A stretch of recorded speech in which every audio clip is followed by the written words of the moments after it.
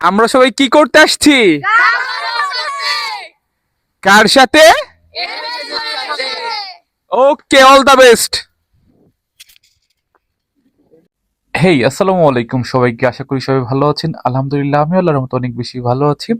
শীতকাল তো মোটামুটি শেষের দিকে, কিন্তু ভাই আমার ফোনের শীত এখনো শেষ হয় নাই। কেননা আমি যেহেতু ডিসেম্বর মাসে অর্থাৎ শীতকালে বাড়িতে গিয়েছিলাম, তখন অনেকগুলি ভিডিও আমি করে রেখেছিলাম। আমার ফোনে এখনো অনেক ভিডিও স্টক করে রাখা আছে, সেগুলি এখন আপনাদের সাথে শেয়ার করতে পারিনি। শীতকালীন ভিডিও আস্তে আস্তে সব ভিডিও আপনাদের সাথে শেয়ার করব। আর এই জন্যই বললাম যে এখনো আমার ফোনে শীত কিন্তু আমি ধরে রাখতে পেরেছি। 29 ডিসেম্বর 2025 বাংলাদেশের ভিতরে সর্বনিম্ন তাপমাত্রা ছিল আমাদের গোপালগঞ্জে 7.something ডিগ্রি সেলসিয়াস ছিল আমাদের এখানকার তাপমাত্রা। এত বেশি শীত ছিল।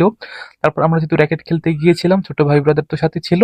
ওরা বললো যে ভাই কিছু খাও তুমি, যেহেতু র্যাকেট খেলবো আর এত ঠান্ডা। তারপর ভাবলাম যে না, ওরা যেহেতু বলেছে কিছু খাওয়াইতে তো হবেই, এমনিতেই খাওয়াইতাম। তারপর ভাবলাম যে উত্তরের বাতাস আর সর্বনিম্ন তাপমাত্রা ছিল আমাদের ওইখানে, তাই ভাবলাম যে র্যাকেট তো খেলবো, পাশাপাশি যদি একটু দুধ চা হয় তাহলে তো বিষয়টা একদম জমে যাবে। তাই দুধ চা আয়োজন করতে আমি আর আমার ভাগ্নে চলে গেছিলাম। আর একটু র্যাকেট খেলা শেষ করে আমি আর দীপ মিলে দোকানে গিয়েছিলাম স্টারশিপ দুধ আর পাউরুটি কিনে আনার জন্য। কিন্তু তখনও বুঝি নাই যে শীতের প্রকোপ এত বেশি বাড়বে। আর এটা খোলা জায়গায় ছিল, আমাদের বাড়ির পিছনে ফাঁকা জায়গা, মাঠটাই ঘরটা করা হয়েছিল। এটা আগে থেকে মানে প্রতি বছর এখানে র্যাকেট খেলা হয় রাতে।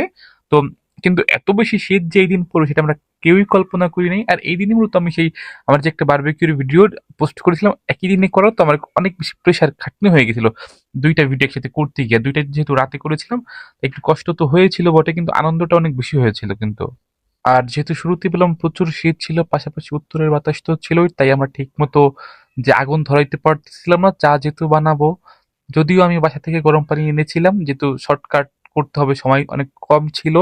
মাঝে মাঝে একটু র্যাকেটে সবাই মিলে খেলতেছিলাম আমরা, কিন্তু কোনোভাবে মনে করেন আগুন আমরা ধরাইতে পারতেছিলাম না। তারপর হাসানের গায়ের চাদর দিয়ে চারপাশে সবাই ঘিরে ধরলো যাতে বাতাস এসে আগুনটা নিভে না যায়, কিন্তু কোনোভাবে এটা করতে পারতেছিলাম না। আর যেহেতু বাসা থেকে গরম পানি এনেছি, তারপর কোনো রকম ভাবে চা পাতি দিয়েছিলাম, মানে চাতে মনে করেন বলক বা জাল হইতে পারেনি, ওইটাই সবাই মিলে আমরা খেয়ে নিয়েছিলাম। কিছু করার ছিল না, প্রচুর ঠান্ডা আর ভয়ও লাগতেছিল যে একটা দুর্ঘটনা যদি ঘটে যায়, যেহেতু এত বাতাস চারপাশে অনেক খড় ছিল, যদি আগুন ছড়াই যায় একটা রিস্ক ছিল আমাদের মাঝে। আর পাউরুটি আনার একটা উদ্দেশ্য ছিল, ভেবেছিলাম যে সেই ভাইরাল পাউরুটি অর্থাৎ চিনি বা দুধ দিয়ে একটু পোড়াবো, কিন্তু ভাই এই আগুনের ইসে সেটা আমি আর পোড়াইতে পারিনি প্রপারলি। একটা পেরেছিলাম, ওইটাই নাকি অনেক ভালো হয়েছিল, ওইটা আর আমি খেয়ে নেই। একজন খাইতে চেয়েছিল, কে সেটা আর মনে নেই, তাকে আমি দিয়ে দিয়েছিলাম যে না, যেহেতু ও চাইছে ওই খাক। আর বাকিগুলি শুধু কনডেন্স মিল্ক আর চিনি উপর দিয়ে এমন ছড়াই দিয়েছিলাম। তো এইটাই আমরা সবাই একসাথে মিলে খেয়েছিলাম। হয়তোবা খাবারটা বা চাটা অত বেশি মজা হয় নাই, কিন্তু আমরা সবাই অনেক বেশি মজা করেছিলাম। এটা অনেক সুন্দর একটা স্মৃতি, অনেকদিন হয়তো আবার মনে থাকবে। আর সবাই এত বেশি আনন্দ করতেছিলাম, চারপাশে অনেক গল্পগুজব করতেছিলাম। এই ঠান্ডার ভিতরে আমার এরকম কোনো পূর্ব অভিজ্ঞতা বা স্মৃতি নাই যে এরকম মাঠে গিয়ে চা বানাবো এত ঠান্ডার ভিতরে, সবাই অপেক্ষা করবে, চা খাবো, র্যাকেট খেলবো। মানে দুর্দান্ত একটা মজা ছিল। এটা তো আর কোনোদিনই ফেরত আসবে না আসলে। সময় এরকমই, যে সময় যায় সেটাই ভালো যায়। একটা কথা আছে না যে যে দিন যায় সেই দিন ভালো আসে দিন খারাপ। এটাই তার প্রমাণ যে সবসময় আসলে কি সবকিছু হয়ে ওঠে না। বয়স বলুন, পরিস্থিতি বলুন, সময় বলুন, কখন যে কার কি হয়, তখন আসলে আফসোস করার ছাড়া কিছু উপায় থাকে না। তাই যখন যে পরিস্থিতি সেটা সেটা আসলে মানায় নেওয়া উচিত, আমি এটাই মনে করি আর কি। কনডেন্স মিল্ক তো আমাদের সকলের প্রিয়, আমরা সবাই খেতে অনেক বেশি পছন্দ করি। কিন্তু আপনাদের একটা সত্যি কথা বলি, চায়ের দোকানে একটা কোটা দুধ দিয়ে কত কাপ চা বিক্রি করে, কিন্তু আপনারা শুনে অবাক হবেন যে আমি মাত্র 10 কাপ চা বানাইছিলাম একটা কোটা দুধ দিয়ে। একটু দুধ ছিল, একবারে যে ছিল না তা না, সেটা তো আমরা ওইখানে খেয়ে ফেলছিলাম। আমি ভেবে মানে বাসা আসার পর অবাক হয়ে গেলাম যে আমি কেমনে পারলাম মাত্র 10 কাপ চা দিয়ে একটা কোটা দুধ শেষ করে ফেললাম। ভেবেছিলাম যে ভবিষ্যতে যদি কখনো একটা চায়ের দোকান বা চায়ের স্টল দিতে পারি কত সুন্দর হবে না। কিন্তু আমি পুরাই হতাশ যে না, আমার দ্বারা আসলে এটা সম্ভব না।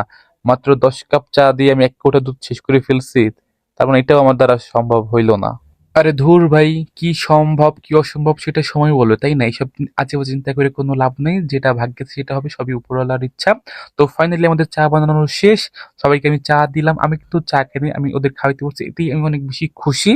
চা খাইতে না পারলে কি হইছে? আমার তো একটা বেনিফিট হইছে। আরে ভাই, বেনিফিট বলতে সেরকম কিছু না, মানে আমি তো একটা ভিডিও করতে পারছি, এটাই আমি অনেক বেশি খুশি।